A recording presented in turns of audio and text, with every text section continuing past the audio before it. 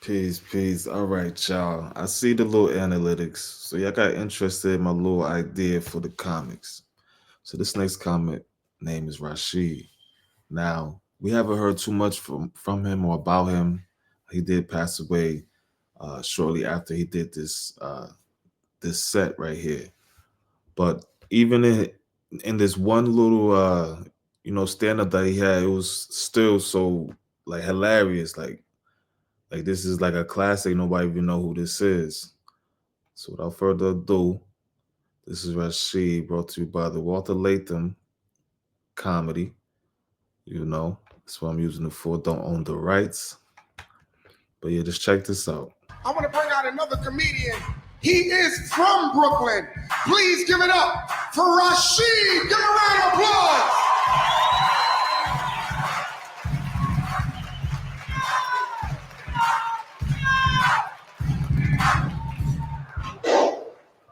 What up?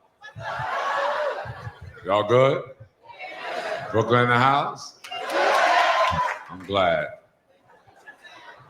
I love people from Brooklyn. I'm from Brooklyn, shit. Spanish people, Puerto Rico in the house? I fuck with Spanish people. Because Poppy ain't no snitch. You be like, Poppy, somebody just got killed on the third floor? Bobby do put his hands up like that.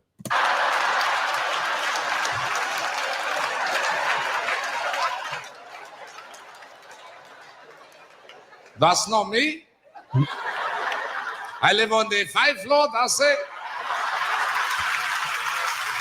Somebody die on 3, that's not me, baby. There's some black people in this world you can rob, but an old Spanish man ain't that dude. You could jump out of the dark with a gun. You be like, Poppy, give me all your money. He said, I don't give you nothing. You be like, Poppy, you better give me your money before I shoot the shit out of you. He said, look, I'll give you $5, that's it. Hey, he always say, look, I give you $5. Hilarious right there. Poppy ain't giving up nothing, man. You heard? Yeah, I seen Juice. Then he wants you to turn the fuck around like you ain't even got a gun. He said, turn around, I'll give you $5. You don't turn around, Poppy, walk the fuck off. Now you walking behind this nigga with a gun in his back. You like, Poppy, you better give me your money before I shoot the shit out of you. So I try to give you that money over there. You don't think it. Poppy will walk your ass 20 fucking blocks. Now you mad because your fucking feet hurt. You like, Poppy, you better give me your money before I shoot the shit out of you right here. He said, you're gonna shoot me right here? You say, yeah, I'm gonna kill you right the fuck here. He said, that's okay, I live right here. You want that $5? You don't want that $5. You like, nigga, give me the fucking $5. I done walked your ass all the way the fuck home. The least you can do is give a nigga $5. Look at his face. Those sincere eyes. Like, what's wrong with you? And then I go to those Spanish stores, fuck them Arab stores. I go to Puerto Rican stores. You know the Puerto Rican store? Because when you walk through, you hit a radio station, you know. La Mega 97.9. Nueva York. Yeah, Poppy always on the phone while you trying to buy something, ain't he? This nigga, that's a fact. He always on the phone like, Miguel, man. Come Miguelito. Apúrate. Go on the phone, you standing there, he gets an attitude with you like you disturbing this conversation. He like, hold on. Papa, what's the matter with you? I said, what's the matter? I want to know how much is the 40. He like, but what happened? What you mean what happened? I'm trying to buy some shit. He said, Papa, you come in there every day, you drink the same fucking 40 hours. He said, yesterday you come here, you give me $3, I'll give you 50 cents, you leave, that's it. Now you come today, Papa, you want too much problem for me, my friend. 20 years I live around there, I don't have no problem, but today, you want to give me problem. So I'll be like, fuck you. He said, no, fuck you. I'm not scared of you because you black. I said, nigga, you black too. He said, I'm not scared of you because of you black. Hey, yo, man, I got to go back to the hood, man. Hopefully Poppy's still there. Been there forever, man. Nah, word. I ain't gonna let. I don't want you to be misconstrued. I'm not rocking with Trump, man. He done did that bullshit with Iran, and a lot of my peoples can't be president. You feel me? But whew, I had to slow down on all. I know it was too much. I know it was a little bit too much. I had too much propaganda going. All right, y'all showing me y'all like looking at these with me too. All right. He said, yeah, but you're black like these. You know? I said, fuck you. I look around the store for shit to start. I said,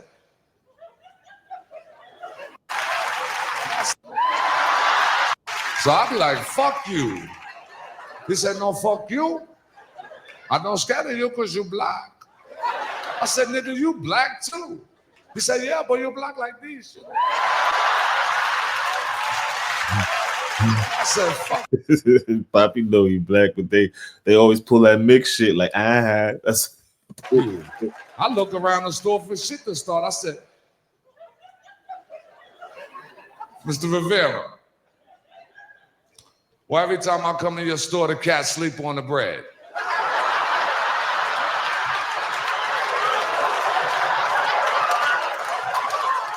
Every time I come in the store, the cats sleep on the bread. You gonna tell me he live here? So I don't give a fuck if he live here. Get him off the fucking bread. You know, like I go to another store. So that's what I do. I just go to motherfucking Jamaican stores. Any Jamaicans here? Fuck. You hear them in the background? Yeah. I love y'all niggas, even though y'all talk backwards. You ever call a Jamaican house at night? Them niggas answer the phone, they go, hello, good night. Yo, I be trying to tell them. They're like, well, what do you say when you see someone in the morning? You say good morning. I'm like, yo, but it ain't the same. But I guess, man.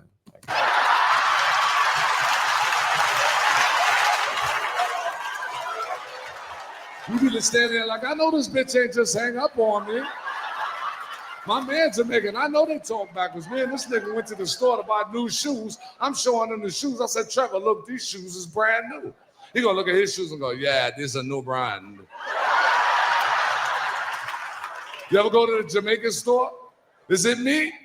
Or it ain't never a nigga at the counter when you get there? You gotta hold the shit up you trying to buy and call him from the back. You be like, yo!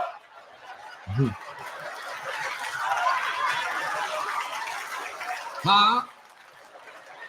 How much? Huh? Hold on. How much is this? You be in a Jamaican store so long, you be like, you know what?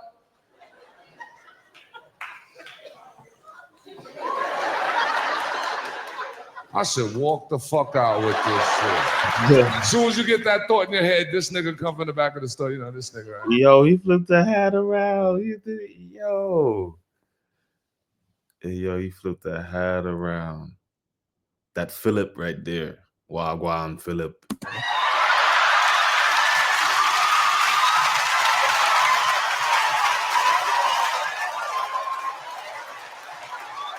Bomba clad.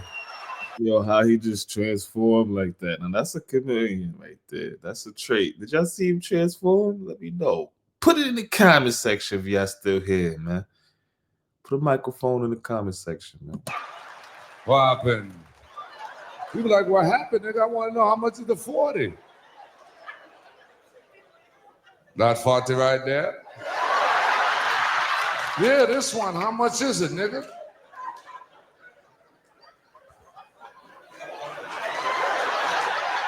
The big one? Yeah, the big one, nigga. How much is it? Stop playing. All right. All right. Hold on a minute, man. Go find out for you. At Simply, comedy is an art form that is shaped by the unique experience. Now, this right here is called What Happened to the Comedian, Rasheed Thurmon, by Hype. Right here, I do not own the rights. Of those delivering the jokes. Good comedians can draw inspiration from the darkest or most uncomfortable places, causing a shift in emotion for their audiences, which brings laughter. The late Rasheed Thurmon did just that. He was a comic who brought his life to the stage in a vivid way, painting pictures of real people and true-to-life situations. This is how the nickname The Truth would find Rasheed. It is said that his sketches were always rooted in truth. He died suddenly 14 years ago, but not before making waves on the comedy scene. What made Rasheed's stand-up a hit was just how relatable and real his jokes were. He was a comedy star on the rise. In a short time, Rasheed stacked his resume, delighting audiences with his unique style. His secret sauce was his slow cadence and signature blank stare, coupled with characters based on people in his life. The Brooklyn-born comedian was described as one with an authoritative voice. In an interview, Rasheed said, "God, my health, and then comedy, and my kids. Because if I don't tell jokes, they don't eat." Rasheed collapsed and died suddenly, leaving behind his family and 3 daughters and a career that May Allah forgive you all your sins, brother Rasheed. Amen. was bound to take off. Rasheed's work in the comedy world was unfinished, but also unforgettable by those close to the comic.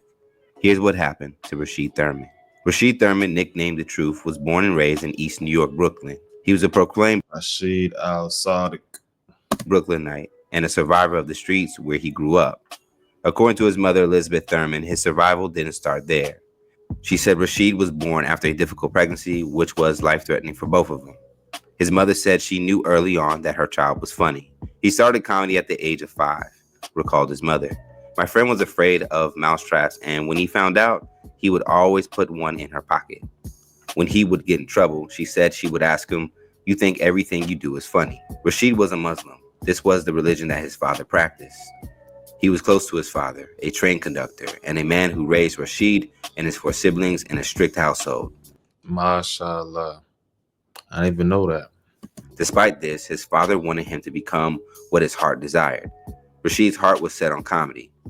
Rasheed's mother said her son was a huge fan of Steve Harvey and Bernie Mac, inspired by their style of comedy. Unfortunately, his beloved father died before Rasheed would hit the stage doing stand-up comedy himself. While making people laugh was easy, making it to the stage to perform would be a grind for Rasheed. His brother said he watched Rasheed start from the bottom and not get paid at all to making thousands of dollars for shows. After graduating from Chelsea High School in Manhattan, Rasheed worked several different. He graduated from Chelsea. Oh, I thought that was. Is Chelsea in Chelsea? Because when I went to FIT, it was at West 27th and 7th Ave. That's where I seen Diddy. And no, I ain't gonna do no video. I ain't gonna go for it. But hey, the brother is free. You know, alhamdulillah, at least he didn't, you know what I mean, get the RICO, but all that weird stuff, you know. Hey, you know, his image is tarnished, but it's gonna be $1 million interview, whoever get it. Different jobs that range from driving an ambulance to working for retail store J. Crew. When Rasheed began his transition to comedy, he began to tag along with his friends with the hopes of getting stage time. While his life would be cut short, he still managed to make a splash in this way. Rasheed would find his place on BET's Comic View, P. Diddy's Bad Boys of Comedy, and as a regular on MTV's The Comedy Club.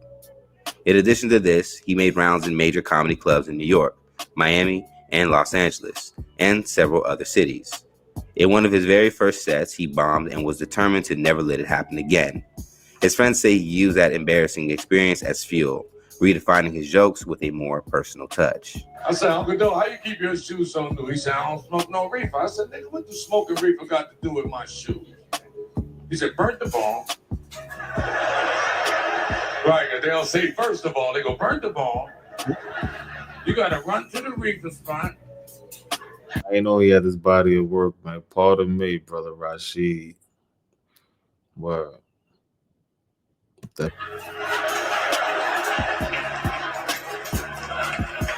Then you and your buddies, y'all got to run down the street and get you one of them damn cigars. Then y'all sit on the stoop and you roll up your little stupid ass reefers. Then y'all run up in the building, you smoke your little stupid ass reefers. Then y'all go back to the store when you finish because you hungry. See, that put a lot of wear and tear on your shoes. He said, "I get a bag of dope, I be here all motherfucking day." Hey, yo. Yo, he cold. Once he started talking about his family and stuff, he really started finding his niche in the game. His friend and comedian Smokey Suarez said, "Those who shared the same comedy circuit said Rasheed was cocky with his stage presence at times, but he would continue to back it up with his jokes. Much of his comedy inspiration came from his upbringing in the Big Apple, a city known for its diversity and culture. Rasheed would bring this diversity to the stage himself with a wide range of spot on impersonations of different nationalities and even his own family members. Nobody makes it out of East New York comedy wise. Rasheed had a gift where his characters were so precise that you were really in tune with what he was saying, said his mother. It was said that Rasheed never really wrote any jokes. They were all things he encountered throughout his life. Yeah, I feel like they did encounter both of them things, the bodega and the you know what I mean? His brother said he jokes about everything and his favorite thing to do was talk. If your routine is based off of your life, you can't take my life, comedian Sugar Sean Riley explained. People still jokes all the time, but if it's not your life, you can't take it. One character he called Poppy was a Puerto Rican man and a fixture in his neighborhood who ran the corner store according to Rasheed. Those close to Rasheed confirmed that Poppy, whose real name is Mr. Rivera, was not just a character, but a real person that Rasheed studied. His jokes on Poppy were He said Mr. Rivera. popularized and became a permanent part of his set. Another character was Uncle Dope, who was based on an uncle with a substance abuse problem that was endeared by his family. Rasheed actively pursued comedy for 10 years, and in this short time blazed a path that landed him on some of the biggest comedy stages at the time. He could have been close to Chris Rock because he was definitely an inspiring comedian out of Brooklyn, says fellow comedian A.G. White. Aside from this, Rasheed had connections Who the hell was that? Like a Vegas tourist. with comedy rooms and would generously book his friends and himself as a part of the lineup whenever he could. On November 27, 2007, Rasheed collapsed inside his Queens home. He was rushed to the hospital a few hours later. He was pronounced dead at 36. Rasheed's family said that he had no known prior health concerns. By his hospital bedside were a Dang, past that 36. few family members. They say doctors could not give them a cause of death at the time. An autopsy was ordered with the hopes of bringing closure to Rasheed's family. It was rumored that he died of heart problems. No, Reggie. Sometimes you know them lights just go. You know we gotta respect those people, cherish them while they're here. You ever go to a job and people upset that you upset and you not making everybody laugh and smile? It's draining sometimes, man. In a documentary about Rasheed's life and legacy called Poppy Ain't No Snitch, the Rasheed Thurmon story, it was said he suffered a kidney condition called polycystic kidney disease, or PKD. It is unknown how long Rasheed's health was on the decline, but his PKD is also said to be genetic. His mother said there's a family history of heart and kidney failure. And according to doctors, this disease could have very well affected other organs, including his brain and his heart. His friends and family said Rasheed had just come back from England and his death came at a really bad time because he was a star on the rise. His passing sent shockwaves through the comedy community. Rasheed was one of the first comedians that made comedians think about their health. Smokey Suarez said, he died 14 years ago, but his work lives on thanks to the footage from several shows he did while he was here. His brother believes that even after death, Rasheed is still making impact with YouTube videos amassing millions of views. His daughter said he died doing what he wanted to do, and they believe he is an inspiration to other comedians. His fellow comics say they have never known anyone to have the ability to tell jokes in the way Rasheed did. Time has proven it is only a recipe that Rasheed can cook up. A taste of Brooklyn, how he saw it, and shared it with the world. He was always going to be the boy from Brooklyn. His mother said he was proud of where he came from. Storytelling is a style of comedy that is well beloved among everyone. The ability to create characters and scenarios on stage He's a griot.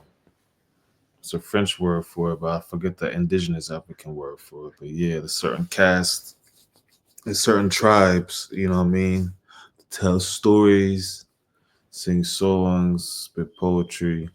It's a griot, you know, the village historian. have only been mastered by all-time greats. Richard Pryor had Mudbone. Eddie Murphy would seamlessly go back and forth between playing himself and several members of his family, while Whoopi Goldberg was familiar with character roles too. Rasheed Thurmon painted the picture of an entire world when he was on stage telling jokes, making everyone who heard him resonate with the work he's done. In a short time, Rasheed Thurmon accomplished what most comedians don't in a full career.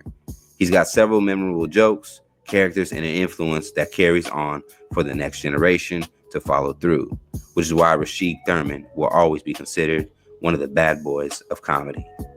Stay up to date with the latest news and comedy by subscribing here to our YouTube channel and follow Comedy Hype across all social media.